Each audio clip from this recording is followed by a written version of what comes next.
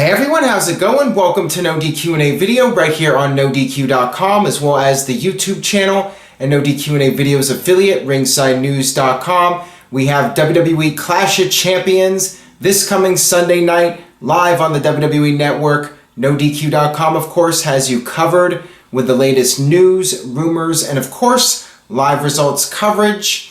For now, got your questions from twitter.com/AaronRift with the hashtag PAIV. So let's get started with the first one, which comes from Wrestling Panda. Are the latest rumors that WWE put in a bid for TNA true, and what would this mean for stars like Jeff Hardy, for example? A lot of people have been asking me about the TNA sale rumors. Now, Billy Corgan and his partners are looking to purchase TNA, but also there's the talk about WWE possibly stepping in and buying TNA.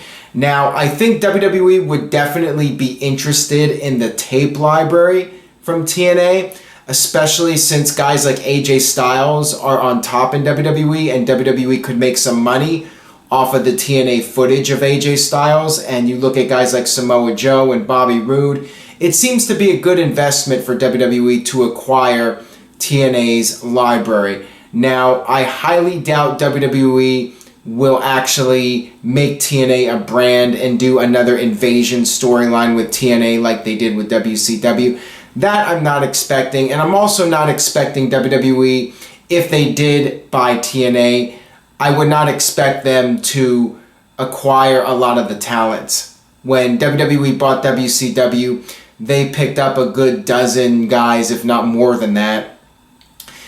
I think WWE might pick up a few guys from TNA. Jeff Hardy would be one of those guys. I mean, one way or another, whether TNA is sold to WWE or Billy Corgan or not sold, I think Jeff Hardy will end up back in WWE again.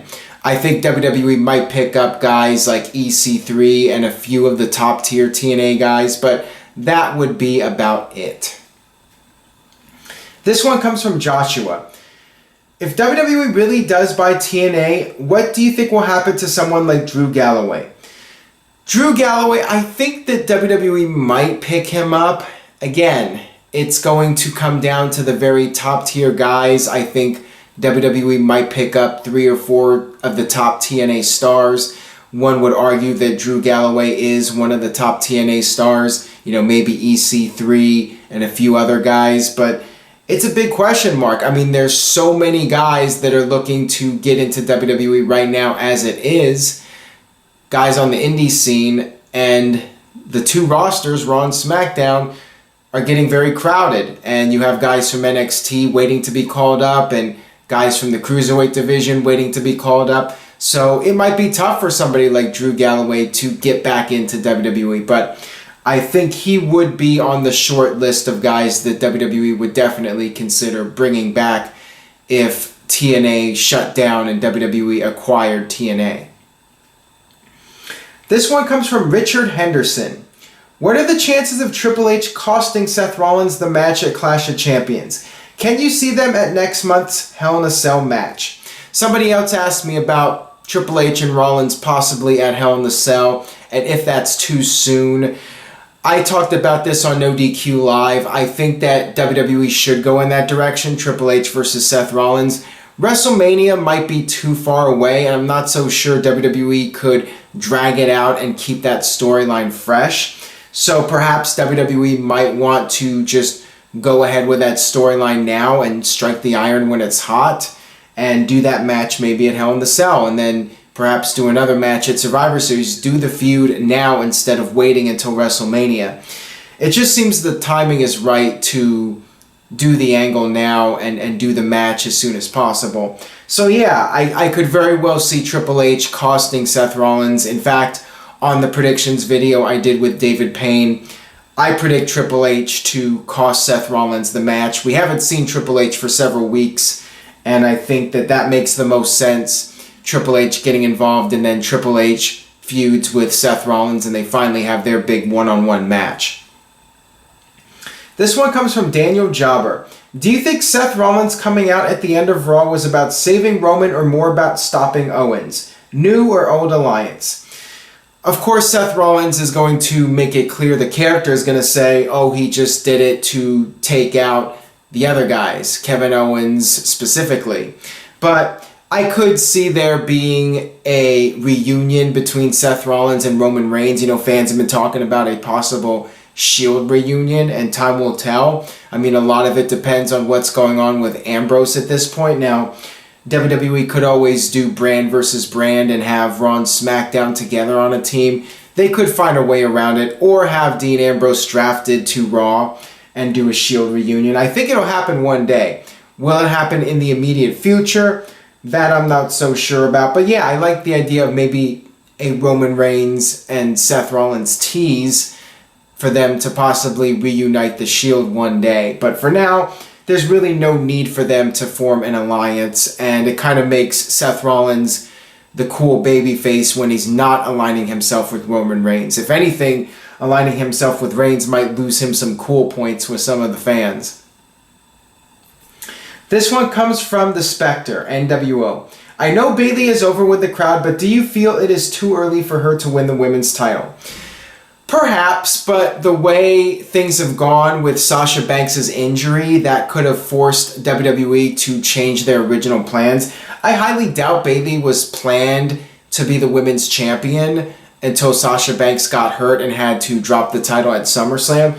Now I think WWE could decide to go in a direction where Bayley wins the title and have Sasha Banks turn on her and set up that Sasha versus Bayley feud. I talked about that feud happening at WrestleMania, but now, because of the Sasha injury, we could see WWE speed up the process with that. Or Sasha could just win the title and they could do a slow build heading into WrestleMania. But yeah, I mean, ideally, I would go with Bayley winning the title at WrestleMania, but it would not shock me. And in fact, coming off a Raw with Bayley taking the fall during the tag match, I think there's a very solid chance of Bayley winning the title this Sunday at the pay-per-view. This one comes from Jesse. Hey Aaron, do you think Mick Foley flubbing his lines during the Cruiserweights intro will hurt the division for casual viewers? I really hope not. I mean, the four guys in that match really stepped things up and had a tremendous match, to the point where when it started, the fans in the arena did not really care much about it, and when it was over, the crowd was just going nuts for it, and everyone was on their feet doing the "This is awesome" chants. So those four guys won over that crowd, and I think that they most likely won over the majority of the viewing audience, despite the rough start with the Mick Foley promo. So I really hope Foley screwing up did not have any kind of negative effect on the Cruiserweight division, and I really don't think it will. This one comes from Mr. Yuck. How long do you see Foley as GM? All signs point to him being replaced by or after WrestleMania 33. Thoughts on GM roles and their longevity? I think it's nice to change out the GM role every now and then and get some new people into the mix. And I feel that Mick Foley as GM has been all right, but you know, it has fallen far short from what Foley did as the commissioner back in 2000. I mean, that was far more memorable, I think, from Mick Foley. And it feels like the only reason he's there is to promote Holy Foley. And once that's done, I mean, what purpose does he really serve on WWE television other than just taking up TV time, and somebody else could step in and have that TV time instead? Somebody else who hasn't really gotten the exposure that Mick Foley has gotten, somebody who could benefit from the TV time more than Foley. I mean, does Foley really need that paycheck also? I mean, the guy's wealthy, he can do whatever he wants. So it just feels like he's there to promote his show, and that's pretty much it. So yeah, I think fairly soon WWE should consider maybe changing the GM role and having somebody else step in. We'll see. This one comes from the Flying Welshman. Hey Aaron, love the channel. Thank you for that. Do you think the Revival should beat the New Day for the tag titles and not Anderson and Gallows? I like that idea. I think Anderson and Gallows have fallen flat, and I've talked about this before on NoDQ Live and the Clash of Champions predictions video. I feel that Anderson and Gallows, the club, I feel that they were really misused from the very beginning, from when they debuted. I think they should have come in and been like the outsiders as this tag team that wasn't affiliated with WWE, and they could have been the modern day Hall and Nash. But instead, WWE tried to make them comedy figures, and now I just don't really care about them. And I see WWE having the New Day beat Demolition's record, since WWE has been referencing Demolition on television, and why else would WWE do that other than the fact that they're planning on having New Day beat Demolition's record? And that's fine. Have New Day beat Demolition's record, and then you could call up the Revival and have them be the ones to defeat New Day. So I like that idea a lot. I think that that would be a very suitable way to introduce the Revival to the main roster and get them established. I hope WWE can figure out something for Anderson and Gallows, but I really do not care if they win the titles this Sunday. It just doesn't really make any difference to me one way or another. This one comes from Iper. What is going on with Neville and Kalisto? Does WWE have plans for them? And do you see NXT using CN Almas as a main talent? As far as Neville goes, I mean, it just seems like they really don't know what to do with the guy. Maybe he'll end up in the cruiserweight division, although he's gotten quite bulky lately. So I'm not sure what they're going to do with Neville. Kalisto, he's injured, and I'm assuming once he comes back, he'll resume his feud with Baron Corbin and maybe do some lucha things to Corbin, or maybe not. Maybe he'll just get his butt kicked. And as far as Almas goes, I mean, I'm not really sure what the long-term plans are for him, if anything. And according to Alberto Del Rio, Almas is not happy with his spot in NXT and feels he made a mistake. So I'm not sure what's going on with him, if he will even make it to the main roster at this point. Who knows if what Del Rio is saying is accurate or not. This one comes from Joshua. In your opinion, how good was Jesse Ventura as an announcer? And why did he leave WWE? Jesse Ventura was great. I thought that he was one of the best heels of the 80s in the WWF, and I loved his work with Gorilla Monsoon and Vince McMahon. Jesse Ventura, I thought, was a great color commentator. He always sided with the heels, and he was very entertaining. I loved Jesse Ventura, one of the best talkers in the business. And why he left WWE, there were a number of reasons. He had contract issues, financial issues with WWE, issues over royalties, and Jesse Ventura was very outspoken about wanting wrestlers to have a union and form together against WWE, and he just butted heads with Vince a lot, and he ended up parting ways with the company and filed a lawsuit against WWE and had legal battles with WWE for several years after that. Eventually, after he became governor, he did come back to WWE, but he has never been a guy that has backed down to Vince. He really feels that wrestlers need to have more power in the industry and not be controlled completely by Vince. This one comes from Last Man Sitting. If you could go back to a moment in WWE history and be there live, what would it be? I would have to say Mick Foley going off Hell in a Cell. I mean, I thought about it before I did this video today, and to me that was the craziest moment ever in WWE. I think that is a moment that will always stand the test of time, and fans will never forget that moment. I mean, it was one of the most insane spots, probably the most insane spot in the history of professional wrestling. Mick Foley going off the Hell in the Cell.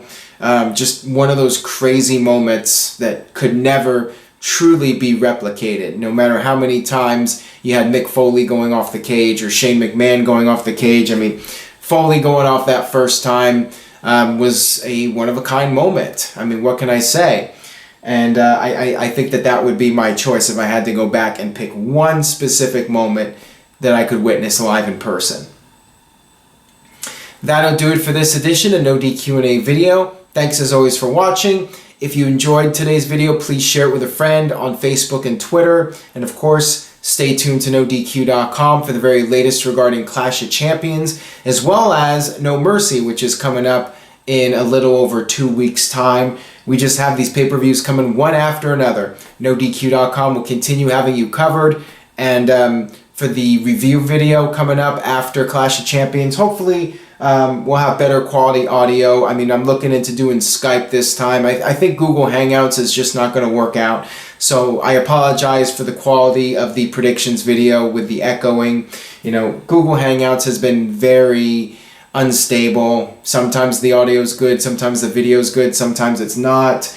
And, you know, it's always a work in progress. So I appreciate those of you that are patient with the videos. Sometimes they're not the best quality. Always trying to have the best quality possible. So anyways, I'm rambling here. That'll do it for No DQ&A video. Thanks as always for watching. See you next time.